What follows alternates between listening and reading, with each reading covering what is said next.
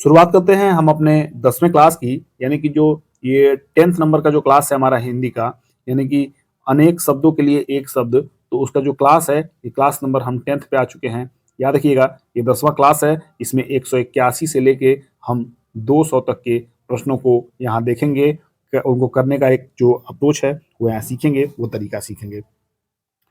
तो स्वागत है आप सभी साथियों का 181वें क्वेश्चन के साथ। हम क्लास की शुरुआत करते हैं। जो कानून के अनुकूल न हो, जो कानून के अनुकूल न हो, उसके लिए एक शब्द में अगर हम बात करें तो आप भी जानते हैं कि इस समय अगर यूपी से आप हैं तो यूपी में जानते हैं कि हर जगह ये सुनने को आता है कि अवैध निर्माणों को यूपी गवर्नमेंट द्वारा या राजस्व विभाग द्वारा गिराया गया या ढहाया गया, ऐसे कुछ। तो वहाँ क्या आता है, वहाँ अवैध शब्द आता है। क्या आता है? अवैध आता है। तो अवैध का मतलब जिसका कोई वैध जो है, यानी कि नियमानुसार न हो, वो अवैध हो गया।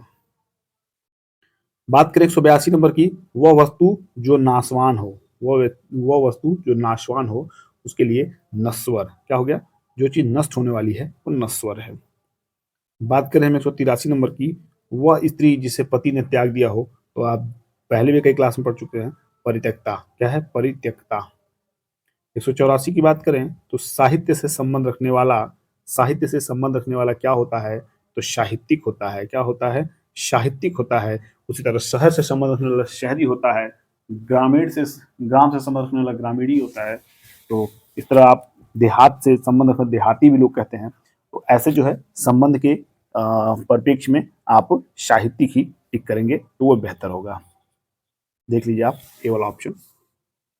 नेक्स्ट देखते हैं 185 नंबर। और उससे पहले हमेशा की तरह फिर मैं आपसे कहूंगा कि जो भी लोग चैनल पर नए हों, वो या पहली बार आए हों, चैनल को सब्सक्राइब करेंगे, साथ ही बेल आइकन प्रेस करिए और अपने सभी साथियों को इस क्लास को शेयर करिए जिनको भी जरूरत है, यानी कि वो यूपी पुलिस की तैयारी कर रहे हो या सीजीडी की तैयारी कर रहे हो, तो उनको ये जरूर क्लास शेयर करिए। जो सरलतापूर्वक प्राप्त किया जा सके, जो सरलतापूर्वक यानी जो आसानी से प्राप्त हो सके या किया जा सके, उसको क्या कहते हैं एक शब्द में? तो उसको हम सुलभ कहते हैं। क्या कहते हैं? सुलभ। याद रखिएगा, सुलभ। 186 नंबर की बात करें तो दिया अगोचर। क्या है?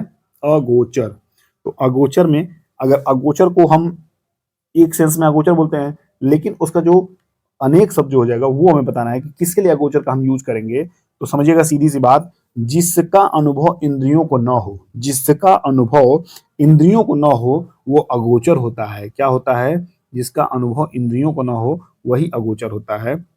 और अब बात आ गई 187 नंबर। ये भी आप कई क्लास में पढ़ चुके हैं, प्रत्युत्पन्नति। तो समझिएगा कि जो तत्काल उत्तर दे सके। क्या है? जो तत्काल उत्तर दे सके, मतलब कोई प्रश्न आपने पूछा तो उनके अंदर तुरंत उत्पन्न हुआ, यानी कि जो उत्तर हुआ वो तुरंत उत्पन्न हुआ। तो जो तत्काल उत्तर दे सके वो प्रत्युत उत्पन्नमति हो जाएगा। अब 188 की बात करें तो जिजीविषा। आप जानते हैं कि जिजीविषा किसको कहते हैं? जिजीविषा होती है जीवन जीने की इच्छा। जो जीवन है आपका, उसको जो जीने की इच्छा होती है उसे हम जिजीविषा कहते हैं, जिजीविषा के नाम से जानते हैं। 189 नंबर का प्रश्न आपके सामने है कि यायावर। क्या है? यायावर। यायावर किसको कहते हैं? तो एक स्थान पर टिक कर न रहने वाला, मतलब एक जगह से दूसरी जगह, दूसरी जगह तीसरी जगह, मतलब हमेशा जो है उछल कूद मचाने वाले व्यक्ति को हम यायावर कहते हैं। तो एक स्थान पर टिक कर न रहने वाले व्यक्ति को यायावर कहते हैं। अब बात करें 190 नंबर प्रश्न की, तो पृष्ठव्य दिया है। क्या दिया है? पृष्ठव्य। पृष्ठव्य का मतलब ये होता है कि पूछने योग्य। क्या है? पृष्ठव्य वो चीज होती है जो पूछने योग्य होती है, उन्हें हम पृष्ठव्य कहते हैं। तो इस तरह याद रखिएगा, पृष्ठव्य जो है आपका पूछने योग्य हो जाएगा। 191 की बात करें तो ममता कम बोलती है। ममता तो यहाँ जो ये कम बोलती है ना, इसको आपसे पूछा है कि कम बोलना को क्या बोलेंगे एक शब्द में। तो आप भी जानते हैं, अभी इतने क्वेश्चन हम करते आए हैं, तो कम बोलने को मितभाषी बोलते हैं। क्या बोलते हैं? मितभाषी। क्या देखिएगा, मितभाषी। मितभाषी मतलब कम बोलना। 192 नंबर की बात कर लें। अनुपम बहुत ध्यान से पुस्तक पढ़ रहा था। अनुपम बहुत ध्यान से पुस्तक पढ़ रहा था। तो इसके लिए जो राइट ऑप्शन जो हो जाएगा वो आपको चूज करके बताना है। तो देखिए, सरलता है, धैर्य है, तन्मयता है, धीरज है। तो इसका जो बहुत ध्यान जो शब्द है, ये वाला बहुत ध्यान, इसको आपसे पूछा है कि इसका एक वर्ड बताइए, तो तन्मयता हो जाएगा। क्या हो जाएगा? तन्मयता। बहुत ध्यान मतलब एकदम बी सीरियस होके, समझ रहे हैं आप। और 193 नंबर की बात कर लें तो 193 नंबर आपके स्क्रीन पे है कि रवि ईश्वर को न मानने वाला मनुष्य है। तो ईश्वर को न मानना, ईश्वर को न मानना, आपने पढ़ा ईश्वर को मानना क्या होता है, आस्तिक होता है, और ईश्वर को न मानना नास्तिक होता है। तो ईश्वर को न मानने वाला जो है रवि है, वो रवि यहाँ पे नास्तिक है और वो अच्छा कार्य नहीं कर रहा है, ये बिल्कुल गलत है। आप जिस धर्म से हो, जिस धर्म को आप मानना चाहें, स्वतंत्र हैं आप उसको मानिए, लेकिन आपको आस्तिक जरूर होना चाहिए। 194 की बात करें तो ईश्वर का कोई आकार नहीं होता है, ईश्वर का कोई आकार नहीं होता है, इसलिए उनको निराकार कहा जाता है। नंबर क्वेश्चन है, देखिए आपके सामने कि भारतीयों की बुरी दशा देखकर गांधी जी का मन द्रवित हो गया। भारतीयों की बुरी दशा देखकर गांधी जी का मन द्रवित हो गया। उसके लिए क्या ऑप्शन में आप टिक करेंगे, दुर्व्यवहार, दीनता, दुर्दशा या दुर्दीन। तो जो राइट ऑप्शन हो जाएगा वो आपका हो जाएगा दुर्दशा। क्या हो जाएगा, दुर्दशा। किस लिए, समझिएगा।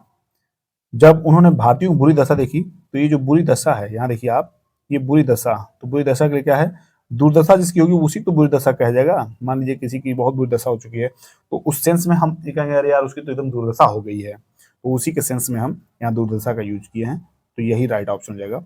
196 की बात करें हम, तो दिया कि आंखों के सामने घटित घटना पर विश्वास तो करना ही पड़ेगा।